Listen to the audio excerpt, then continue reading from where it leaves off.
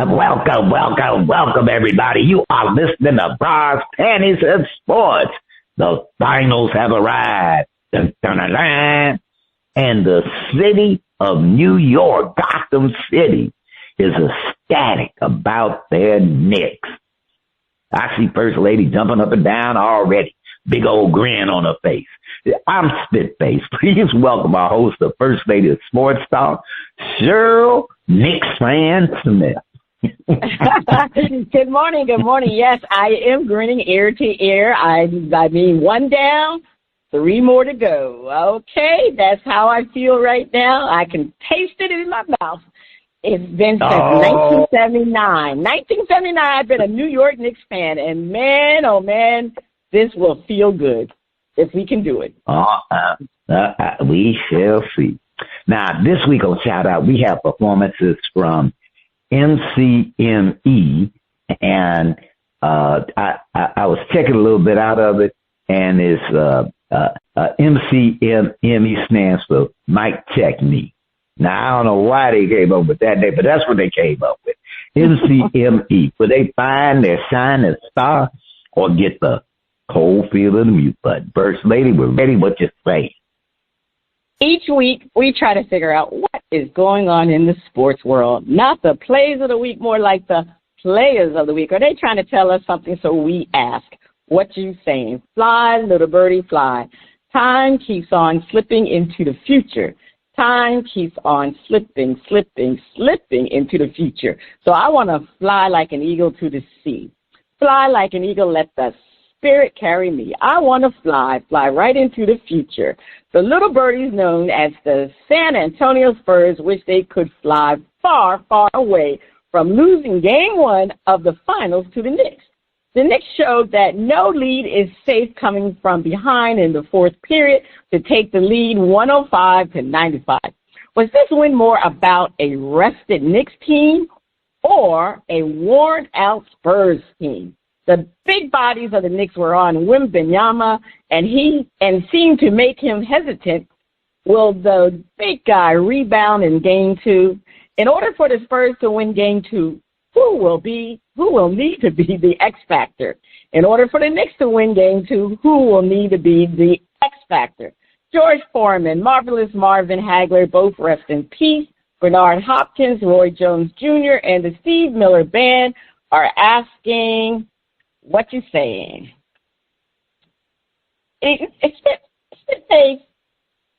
I'm not going to say that the Spurs were worn out, and I'm not going to say the Knicks were rested, because the win was related to the fact that the Knicks were the better team at the end of the game. They executed better than the Spurs did.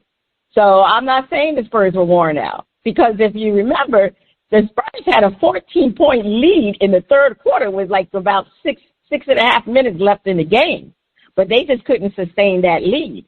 And the Knicks also had an 8-point lead with 4 minutes and 56 seconds left in the fourth quarter. And they couldn't sustain because the Spurs were able to tie the game with 2 minutes and 16 seconds left in the game. And it was at that point that the Knicks executed better than the Spurs. They went on 11-1 rampage to win the game. So I can't say that the Spurs got worn out at the end because they were there all the time. I think it just came down to a young team, and the Knicks executed, and they had Big Body Brunson who took over the game. But I'm going to tell you this, Big Body Brunson couldn't have taken over that game unless Karl Anthony Towns did what he did in the third quarter. And in addition to that, OG Anunoby made like 8 straight points, I believe. I can't remember whether they were straight points, but let's just put it this way.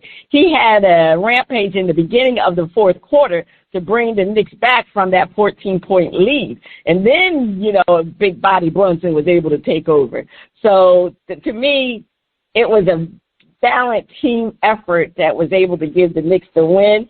And I just feel like the Spurs, their youth, to me, was the reason why they didn't win that game. Because, unfortunately, they couldn't make a basket in the final 2 minutes of the game. So the Knicks defense ramped it up, and the Spurs, unfortunately, they didn't make a basket, and that's when the Knicks won the game. It was a very close and nick and tuck game in the first half, and then the second half, like I said, the Spurs did go out and ran the score up. So, but they just couldn't sustain that.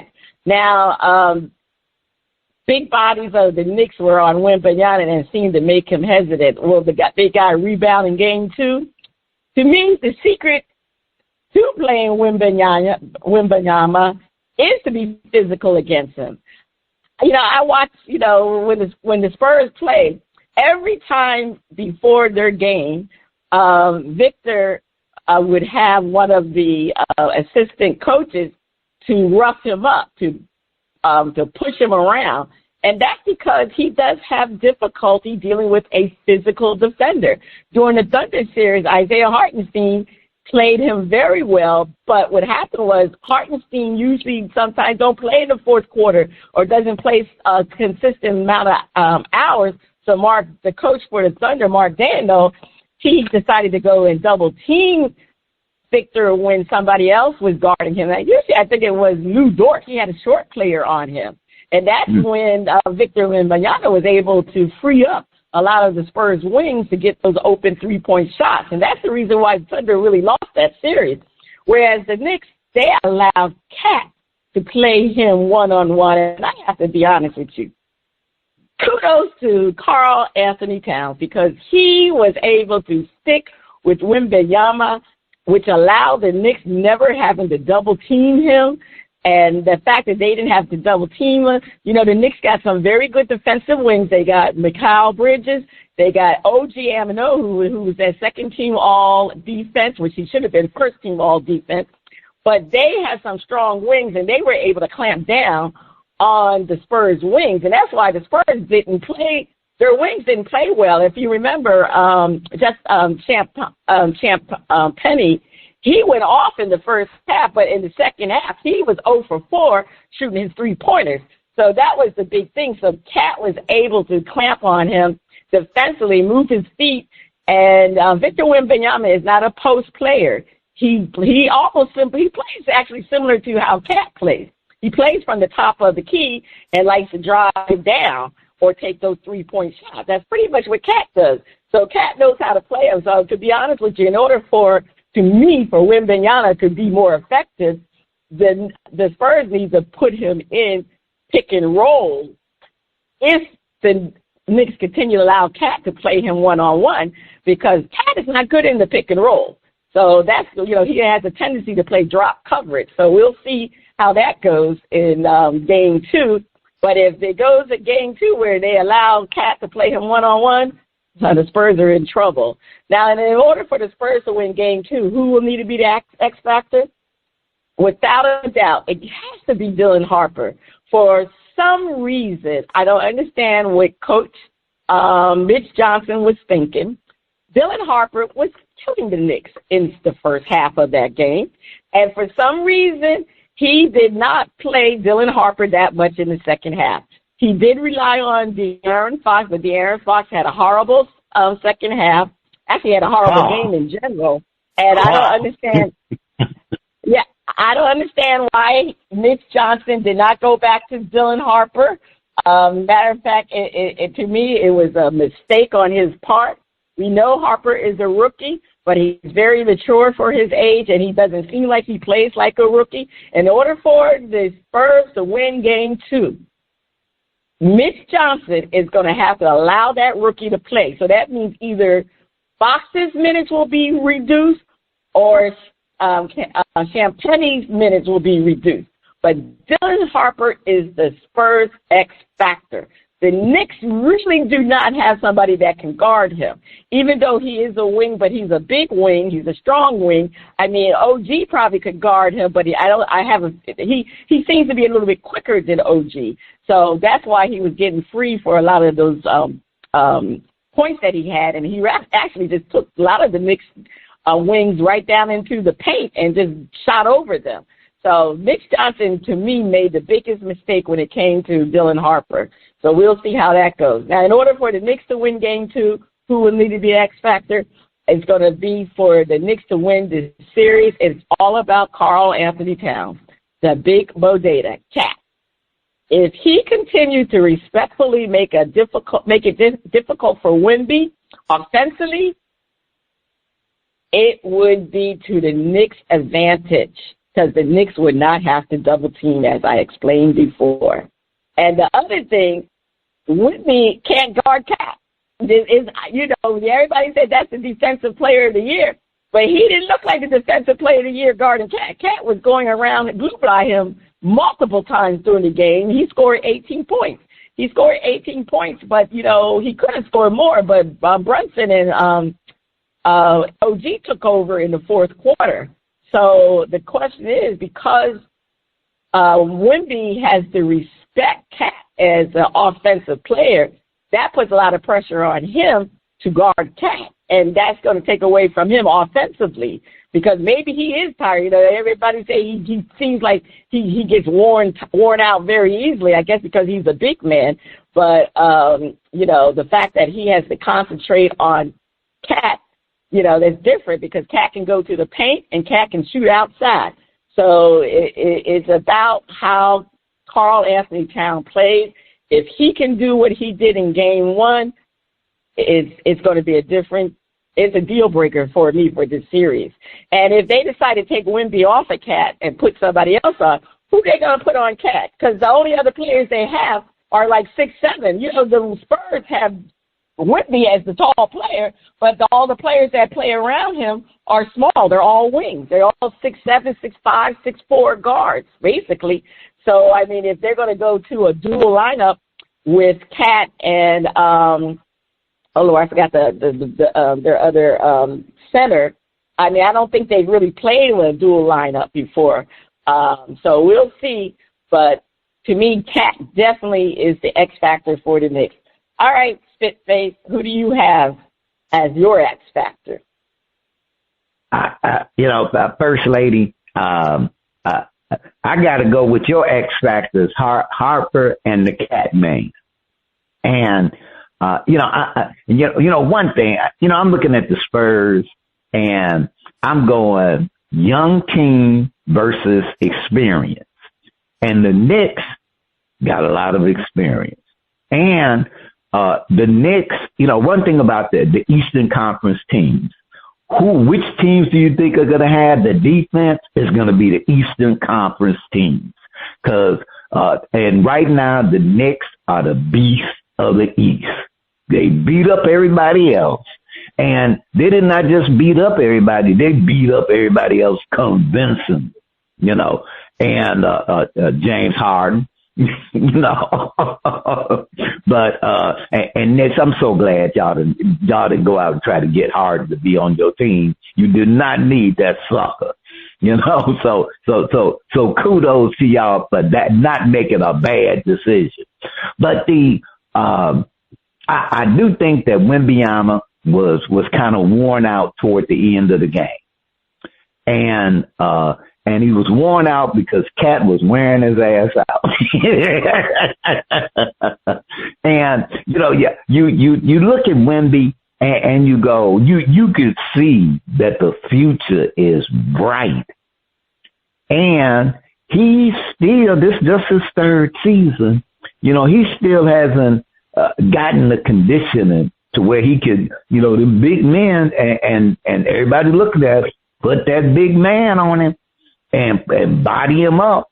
And so it's going to be a minute, for him to physically develop some more. And it's just like, my God, once he does that, you kind of looking at Hakeem Olajuwon and all them other folks, who, okay, yeah, I was a little skinny guy, but now I'm built up. So, yeah, because he sure remind me of Hakeem the Dream Olajuwon. But right now, the Cat Man got his number. And if they don't figure out something or how they're going to deal with that, then the Cat Man won't be the X factor. He'll be the A team.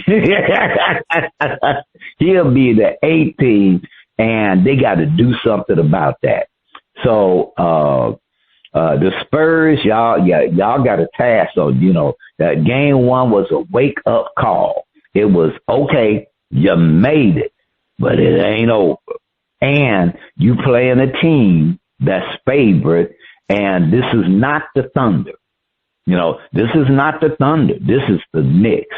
And so you got some rough riders who play top-notch defense and brutalize and scores. So Spurs, you're going to have to step up or you're going to be X'd out. That's what I'm saying, First Lady. To be honest with you, this is a must-win. It is a must-win for the Spurs, because if they lose this game, the Knicks are like sharks in an ocean when they can taste blood, because the way they have been playing, they have pounced on teams when they get up 0-2, and they will sweep them very quickly. So yes, I think this is a must-win, but we will see. I actually had the series going to 7. But after watching game 1, I still think the Knicks are the much superior team. So it could go 5 or 6. But if the Spurs lose game 2, it's a wrap. All right, Spitface, over to you. Oh, hey, we talking about breaking out brooms. Don't call it a comeback. I've been here for years, rocking my tears and putting suckers to fear, making the tears rain down like a monsoon. Listen to the bass go, boom. Explosion, overpowering over the competition. I'm powered. Wrecking shop, but I drop these lyrics that'll make you call the cops. Don't you dare stare, you better move. Don't ever compare me to the rest that all get sliced and diced. Competition paying the price. I'm gonna knock you out. Mama said knock you out. We are talking about the knockout punch to cities, hotels, and the tourist industries, seeing a record drop off in bookings for the World Cup. Many foreign attendees are citing the concern they might be bothered by ICE. Others are saying the insults by President Trump of their countries doesn't make them feel welcome. If the World Cup ends up being a bust for the tourist industry and host cities, should LA be worried about the 2028 Olympics? Leroy Satchel-Paige, Walter Buck Leonard, and my man, James Cool Papa Bell, are asking what you saying. First Lady, the World Cup, as we know, is like the world's biggest show. Nations all over get to participate, and it's like the Olympics, only actually bigger. Only actually bigger. And I can understand foreigners feeling like, do I want to come to the United States? Like they might have dreamed about, I'm going to go to a World Cup, the United States. But I can understand who many of the fans come from, South America, come from the Americas, and the way they've been, quote, treated, and how this administration has kind of portrayed them has really been kind of insulting. Like, okay, you're not the United States, but that don't mean that your country ain't got brilliant and hard workers and, committed people and stuff. And then, and we know how he feels about the African oriented countries. I won't say the words, but we know. And, why do I want to come and play, in a place where I feel I'm going to be disrespected? Well, not just that. Why do I want to come visit? First Lady, we done pissed off the Canadians. The Canadian. How do you piss off a Canadian? I mean, you got to go out your way. You got to find, even they done cut. They said, but we'll just stay up in Canada. Whole little Las Vegas going, we'll get a bunch of money from this Canuck. They was coming down here gambling their butts off. But no, well, we want to put up tariffs and fight them and do, and talk about making the world is listening. And I'm sure that there are many people around the globe who go, y'all made a bad deal with that president thing, but they still look at the United States as the people of the United States as good people, a great country. But man, if the World Cup ends up being a bust for the tourist industry, LA got to be worried about the 2028 Olympics. They got to be worried.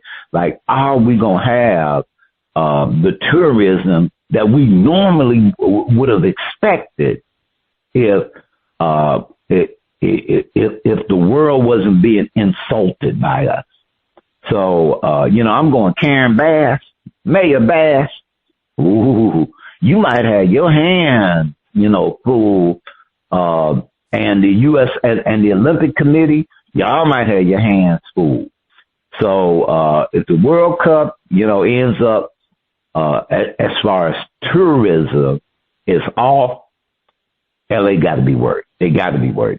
First Lady, think, LA got to worry about that 2028 Olympics. Well, yeah, of course they got to worry about the 2020 Olympics. The thing is, though, with Donald Trump being in charge, he has ruined so many United States relationships with our own allies. Our own allies are upset with Donald Trump. And as you indicated, I mean, it's been so bad that people are afraid to come to the United States. We used to be a very inviting country, welcome people. Like you said, our neighbors north of us. Man, who ever thought that we would have problems with the Canadians, like you indicated? I mean, who would have ever thought that? I mean, they're so close to us, and we've always had good relationships with them. But unfortunately, Donald Trump has become the world bully. He's a big, big bully, and a lot of people in other countries don't like it. So when they look at Donald Trump, they look at basically the United States because he is in charge of the United States, and he is ruining our reputation around the countries. Now, I will be very cautious saying whether or not the lower, the weakness of the reservations for hotels and all the things as a direct indication for the Olympics, the 2028 Olympics, because it's a little bit different. The World Cup is spread out through major cities in it's not just in one area, it's in all different cities. So the Olympics is different because the Olympics is concentrated in the LA area, whereas the World Cup is in multiple cities. It's in New York. I think they're in Miami. I have to double check that, but they're in various different cities where these games are going to be played. So that's a good thing for LA. They also said that the Olympics actually attract a much broader type of audience, and it's going to attract different type of sponsorship. The Olympics is a longer event than the World Cup. So, that makes a big difference. So far, basically what they have been saying why the World Cup is, the reservations are not that great is because they're saying that the hotel prices are extremely high. The FIBA, they block a lot of rooms. FIBA actually blocks a lot of rooms. So in order for reservations to become available, travelers have to wait so close to the event in order to book their reservations. So that has definitely cause major, major issues. So, but you can also bet that it's also an issue with some of the policies that Donald Trump has implemented that people are concerned about. You know, you could say that the 2026 World Cup could be a test run for the 2028 Olympics. But I really think that, to me, the problems are, you know, you got the visa delays, the travel costs. I think immigration enforcement is an issue. I mean, to me, immigration enforcement is more of an issue within the United States, because those people who like to root for their different countries like to go to the games. I don't think it's an issue of people coming into the United States. I think it's more of an issue of people who are already here trying to get those tickets, being afraid of ICE. So I think, you know, we shall see. Again, for the Olympics, you know, to me the biggest thing is going to be whether or not it's going to be more Americans showing up or more international people showing up. So, you know, they definitely tend to come for international. The question is, you want more Americans to go to the Olympics, but we will see. But so far, you know, I can't really say that it's going to be a struggle for the Olympics. You know, we're talking about that 2 years down the road. We don't know what the world climate is going to be in 2 years. But so far, you know, unfortunately, it is a very low showing. But like I said, I think it's more because of travel and hotel bookings issue more so than people not wanting to go to the World Cup, because the World Cup is, you know, especially in the Spanish countries, that's a big thing. That's a big thing because, you know, a lot of the Spanish companies have great soccer teams. So, I mean, it is a big thing. So we shall see. That's all I'm saying, Spitface. We shall see. And one thing, as you said about the Olympics, is you're going to have more people from the citizens of the U.S. attending. And now, even if the foreign visitors are down, people from around the country want to attend an Olympics. So that might give them a little bit of a saving grace. All right, First Lady, you had the last word. Please take us to break. Stay tuned. Up next, we have a performance from MCME on Shout Out Part 1.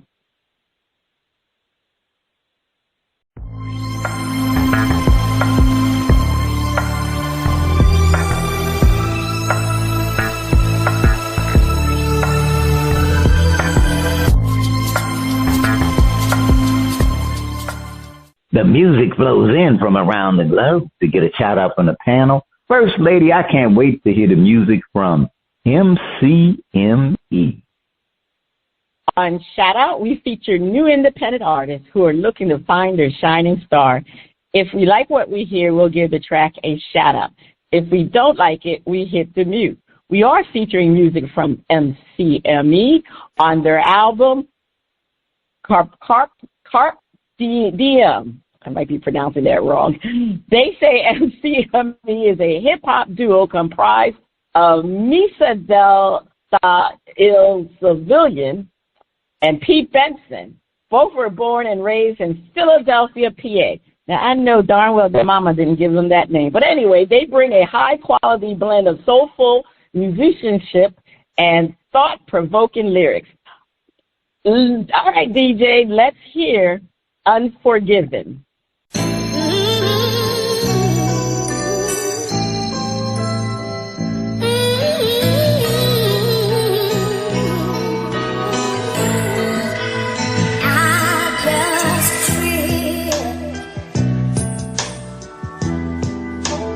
Piece of your broken heart. You're in my way.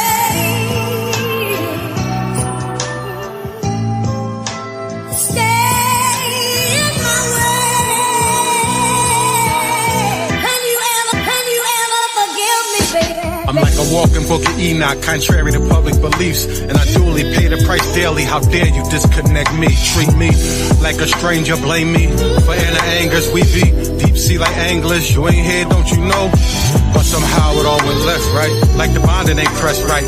We were supposed to walk like a bird on the rhino, but now I'm singing 100 koofies took my family away, drowning in a pool of pain. No ambulance on the way. Guess friends like dollar bills, they all change when they broke, and the reasons restrict your words like a python on your throat. But you gotta be a leader, can't let it hurt your engine. Need more unleaded, body fell it, one lip don't get it. Signal strong mind, thought the tongue said it. So till we fall to the front of the streets, climb like beetles, while my guitar gently weeps. Fatal wounds given and taken in loud speech. I ain't ready to talk forgiveness, some cuts went too deep.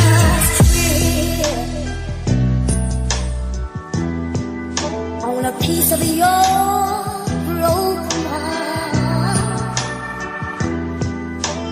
you're in my way. Stay in my way. Can you ever forgive me, baby? They convicted me for breaking laws in the streets. Then they predicted me to take a loss and retreat. Instead, misery put its claws to their beak. Then I snatched victory from the jaws of defeat. Listen, too many close calls to count on one hand. World on my shoulders, too much weight on one man. Motivated by hunger, cash is king, so I'm cultivated in numbers. I know the trouble that cash brings, cause I'm chasing discomfort. Who would have thought being successful would be stressful? Reminiscing the old days before the long stay and cold gaze. Before the long years in that cold cage, they said me and my young peers belong there till old age. Instead of living, let live. They preaching kill or be killed. That's why I feel how I feel. I don't forget or forgive. I just keep moving along. I just keep proving them wrong. Use it for fuel for these songs. On a piece of your broken heart, you're in my way.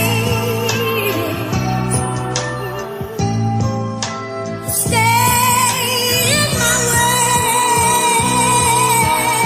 Can you ever forgive me, baby?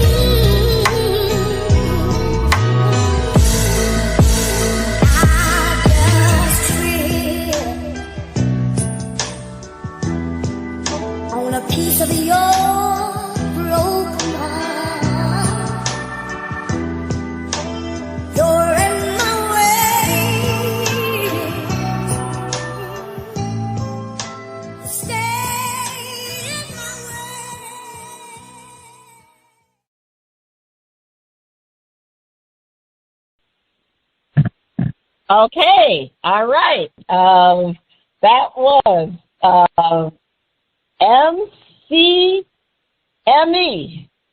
All right, you know what, Spitface? I'm gonna shout it out. I thought his rapping was very good. The singing, I love the person who was singing. That was I just like the combination of the both songs, the voice of whoever was singing, the female singer, and his rapping was on point. So I'm shouting it out. You shouting it out, or you gonna hit the mute button? I'm going to give it a shout out. It was kind of took me back to the 70s. Reminded me of the 70s song. But I like I said, he mixed that. They mixed everything well, and the singer, I'd like to hear a little bit more of her.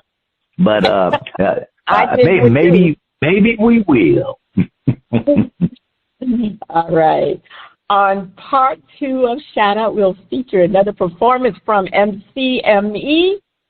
And speaking of performances, is that the sound of our favorite underwater friend? Is it time for Flip It? All right, it's time for Flip It, while hosts defend a view and then flip the script and defend the opposite view. All right. Chicago Bears quarterback Caleb Williams. He didn't win a Super Bowl, but he is on the cover for Madden NFL 27. Should Bear fans be worried about the Madden curse? Defend. Bear fans should be worried about everything. It's the Bears. Chicago knows curses. First Lady, you know, I'm not typically a superstitious type of person, but I have seen some, you know, things get pulled out of that bag and some hoodoo voodoo that then had some folks, you know, dizzled and dazzled. And in case you don't know, the Madden curse is someone makes the cover of the new Madden, and then the next season, bad things happen to them. They get hurt or something happens, and it's like, you don't want to be on the cover. Well, you know, I'm not a superstitious kind of person, but being a Chicago fan, having grown up in Chicago, see, we know something about curses. And that damn goat, you know, that goat, Billy Goat, that goat cursed the Cubs for 100 years. You know, so we, like I said, we're a little skittish, you know. And then it's the Bears. You know, like I know last season was great. Caleb looks great, but the offense, you know, they predicted to maybe win the division. It's the Bears, you know. So until we see a Super Bowl, we worry. First Lady, defend. Those Bear fans need to be worried about that curse. The Madden curse is a sports superstition and a real predictive phenomenon. But, you know, there's been famous examples, though, of that Madden curse. You know, you had Christian McCaffrey battling injuries after appearing on the cover. Saquon Barkley experienced a major significant drop statistically in his game after he appeared on the cover. And Dante Culpepper suffered a major injury. He never was the same after he appeared on that cover. So the season he suffered an injury. So yeah, it's a thing to be concerned of. But you know what the Bears really need to be worried about, other than the Madden curse, is other questions. Is can Caleb Williams continue to improve with his decision making? That's what they need to worry about. And, you know, how quickly he can adapt to another defensive adjustment, you know, season where, where people are now seeing film on him with the new coach. That's going to be a major adjustment. And can the offensive line keep him straight? You know, what they need to do with the offensive line. And is Ben Johnson going to be able to continue to maximize his talent? So that's what the Chicago Bears fans need to be more concerned about, whether or not how their team plays, than that Madden curse and Madden being on the Madden cover. So that's, to me, what they need to be concerned about. They don't need to be concerned about that cover. That's only a superstition. That's all it is. All right. It's a superstition. That's all it is. Well, this is Flip It, so you know we have to flip the script, and Bear fans do not need to worry about the Madden curse. You know, you don't need to worry about it. Nobody getting cursed around here. You know, I checked with Miss Cleo, and she looked into her ball and said, no, not a problem. But I think with the Bears, I don't need to worry about is that Vikings defense and Micah Parsons. That's what they got to worry about, making sure that they can keep Caleb upright, because that Viking defense is for real. And Green Bay defense ain't no joke. And the Detroit defense ain't no joke. So there are lots of things for Bear fans to be worried about, but it ain't the Madden curse. First Lady defend. I mean, if I were the Bears fan, I view Taylor Williams being on the cover of Madden as a positive sign. The fact that he became the first Bears player ever chosen for the Madden cover. That to me says more about how he is highly regarded, and a view of him than a bit about being a curse. And there's been examples of players who were perfectly fine after being on the cover. We forget Tom Brady won a Super Bowl after being on the cover. Patrick Mahomes appeared on multiple covers and continued to dominate. And Richard Sherman with Seattle Seahawks remained an elite player after his cover appearance. So, this is a positive sign. That's how well they think about Taylor Williams, because he's on the Madden cover. You only get on the Madden cover when you are somebody. So Taylor Williams has definitely become somebody after last season. So Bears fan, you have nothing to worry about. That is a positive sign. All right. Okay, First Lady. Over to you for more Flip It. Myles Garrett was traded to the Rams. Does this move make their defense better than the Super Bowl champion Seahawks? All right, Spitface defend. This move makes the Rams better, but not better than the dark side. First Lady, yes, I watched the old Star Wars movie. And the Seahawks defense likes to be called the dark side. And there's a reason for that, because they can play. And but even with Myles Garrett, the Rams defense is going to be woo. But the Seattle Seahawks are Super Bowl champions again because they have a defense that's Super Bowl caliber. The Rams made it better. They're competitive, but until the Seahawks are knocked off, the Rams got some ways to go. The dark side still rules. All right. The dark side still rules. Okay. Let's just put it this way. I mean, yes, if Garrett goes on the Rams, it'll make their defense better, but it's not going to make it better than the Seattle Seahawks, because the Seattle Seahawks has a deeper overall defense. That's the important thing. Their defense overall is better than the Rams. I mean, they have pass rushing that, I mean, obviously Myles Garrett is a good defensive pass rusher, but he's only one person. The Seattle still has a great secondary. It's not all about sacks. That's what Myles Garrett does. He does sacks. But the Seahawks have built their defense to be more complete from the front to the back. That's the big difference. That Seattle secondary is a much greater advantage to the Seahawks than what the Rams have. They force interceptions. They eliminate explosive plays. The linebacker group for the Seattle is so much better too.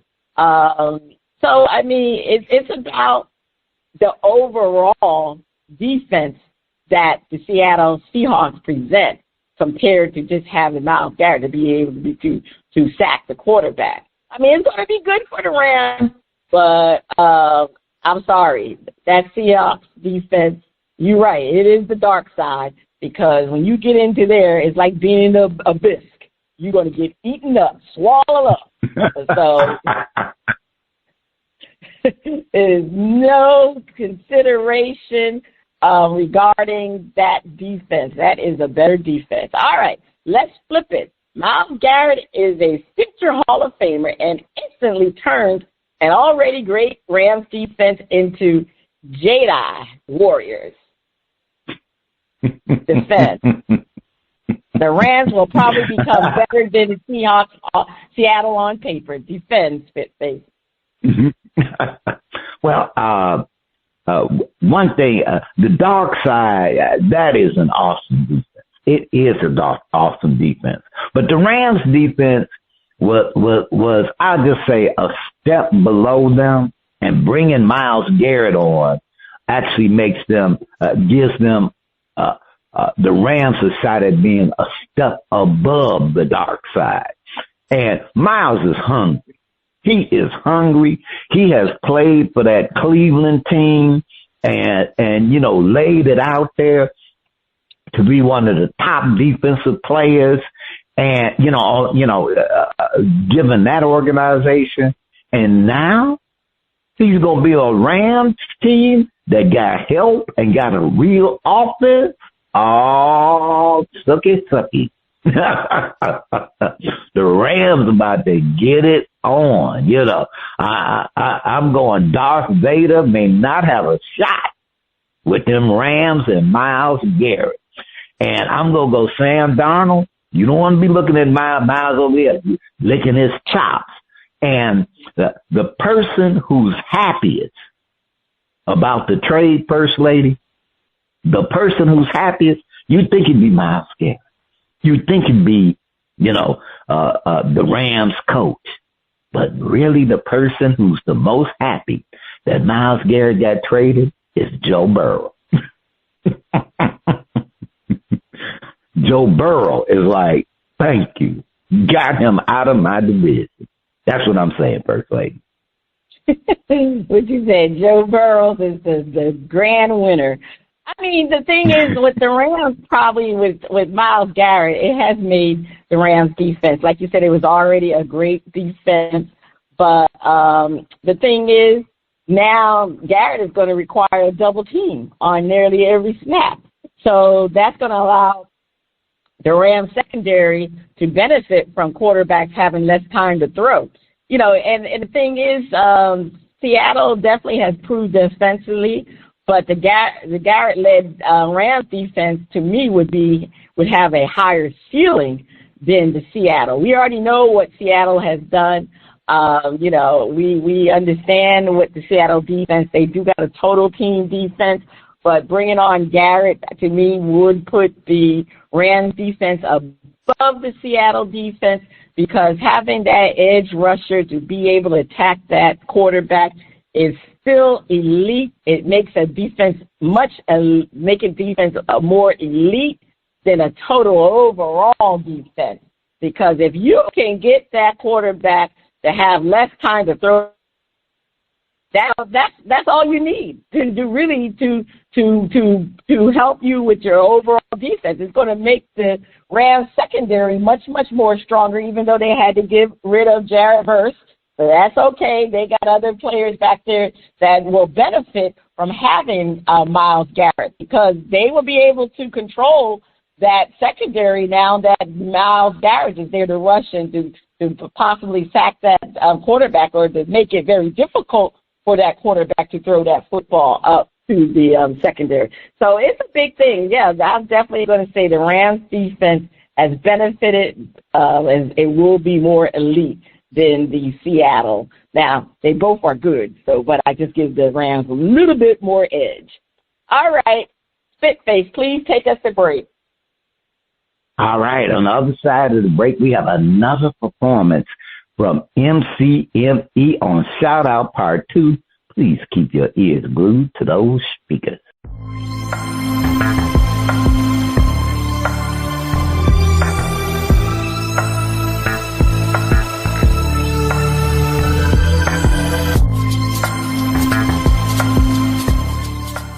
Welcome back. The music flows from around the globe to get a shout out from the crew.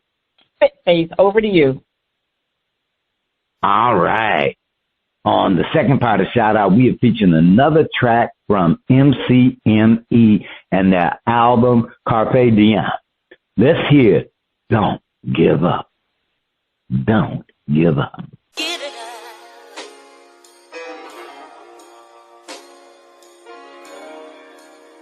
So hard to do. I said I've tried. I tried. But it just ain't no use. People only remember the worst of me, the version. Why they don't see the growth in me, the bigger person. But I ain't haunted by my past. I don't run from ghosts. Overcame with stunning growth to gain what I wanted most. But success comes at a price. My it sure as death comes at the life. My so from the outside looking in, just looking like a win. But from the inside looking out, they wonderful. Household out of control and dysfunctional. I got it out of the cold into that bungalow. All the while out on parole with cops out on patrol. I'm uncomfortable, cause my every move is punishable by law. If I fall, long drop from the top from where I crawl. Just call it how I see it, just telling you what I saw. Now my attitude is kiss my go f yourself. Cause I could do bad by myself. Scratch that, I do better when I'm alone. Move better when on my own. Whenever I'm in my zone, here come the bull. I'm no better than Jerome. Preaching from the pulpit on any given Sunday. Only gonna live life one way. Get money till the gun's finished. How can you relate if you ain't going through nothing similar? Teach between right and wrong and still have your view skewed to sinister or skewed like percentages of economic classes. They don't hear your opinions, said you're looking through shot glasses. Roofing on the grill of the Beamer, I'm bringing good times. Hairline just like James Evans, stress on the front line. Treat somebody treat you and get labeled a weirdo. So I took off the suit, I'm back to flannels and steel toes. Never shied away from a fight, so I'm called to say this. Be careful, you dealing with men that ain't never been plaintiff. So until I'm spoken of in the past tense, I'm still in Cold Township, trying to get a piece of that fence. All I wanted was joy and laughter. Spent youth in the war, now I'm in church of the spoils after. It's a battle of teacher versus student or age versus youth. Always two sides to a story, but it's just one truth. I invite you to walk with me, but I got long legs, it ain't easy, keep up with me. If my art's eccentric, the centerpiece lay with me. Shoulder to shoulder, come pray with me. Just please don't let the movement die with me. If I'm a victim of my own teachings, ask Malcolm, where is Elijah? Is Lewis done speaking? Rise in the cab with Mumia, do you see freedom for me? Too used to dealing with grievances, don't see grievance for me. But since you judging, please adjudicate the story for me. Tell them preachers in prisons, it ain't no healing for me. Traveling in blue skies like ain't no ceilings for me. So if you ever seen a monkey on my back, could you kill it for me? My God, life's a blessing according to those that doing well. Prize possessions well maintained, get upset is overwhelmed. Tried to provide a coming different from mine, but the same bloodline don't make it the same mind. See, I'm going through trial, I need 12 to convince one. That's just wishful thinking, that's why most of us just run.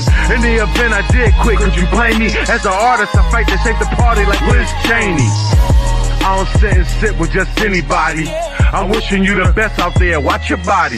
For those all disgruntled, take your time, cause when I cut them off, it's all wins like no ties. All right. That was Don't Give Up. First Lady, what's the verdict? I'm going to shout it out. I'm definitely going to shout it out. I think he has very good rapping skills. The song is produced well.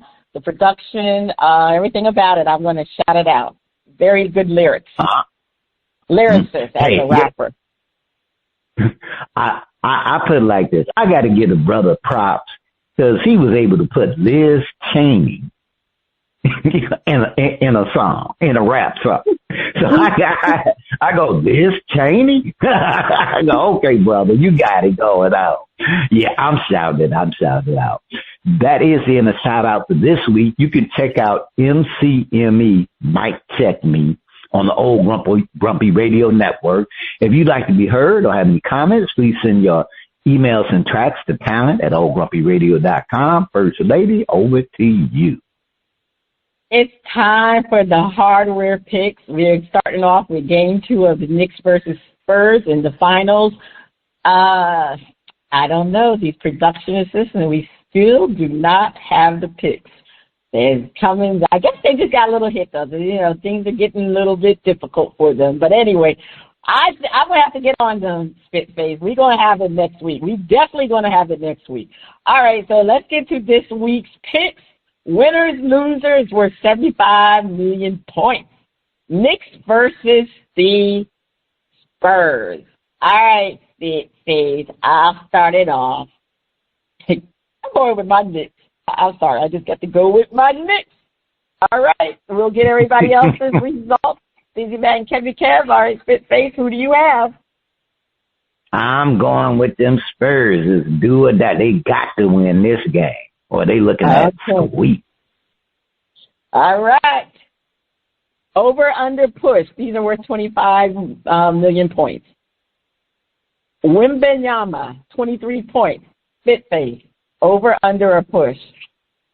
I'm going over. I'm going over with also. Wimbenyama, 5 rebounds. Over, 5 rebounds. I'm going with over. Spitface. I'm going with the over. Wimbenyama, 3 blocks. Spitface. I'm going with the over. All right, I'm going with under. Jalen Brunson, 28 points. Oh, this one's a toughie. He had 30 points and he didn't shoot well at all. So I'm going to go with over. Spitface? I'm going with under. Okay. Jalen Brunson, 5 assists. Spitface? I'm going over. All right, I went with over also. It's all about Jalen Brunson. Jalen Brunson, 4 3-point shots made. I'm going with under. Spitface? I'm going with push. Okay. Knicks, 117 points. Spitface? Under. I have under. Spurs, 115 points. I have under. Spitface? Under. Yeah, I think it's going to be under. All right.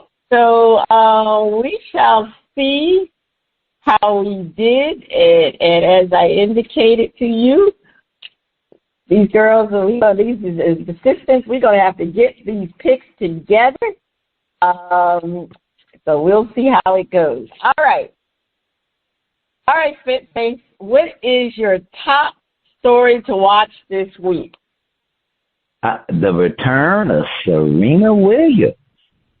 Yes. She is coming back. She's coming back as doubles with the young lady from Canada, Boca. She and her will be playing. I forgot the name of the tournament. It's not a majors tournament, but it's a regional one. So, yes, she and Boca will be teaming together. I got a story to watch. She finished up with that Olympia. Now she want to come back. Yeah, well, she was overweight and out of shape. That's why she couldn't play anymore. She needed him to get, reduced it. So that's why she's coming back, like you said. Well, no, she was not on. She was on road. She wasn't on Ozempic. She was on road. Let's get it right. But no, my top story to watch is about whether or not who will win Game 2. Because the question is, if the Knicks win Game 2, it's pretty much over. It's over. All right. Check out our current and previous episodes at Bras, Panties, and Sports.com. This is Cheryl Smith, the First Lady of Sports Talk, and Spitface. You have been listening to Bras, Panties, and Sports. See you next week.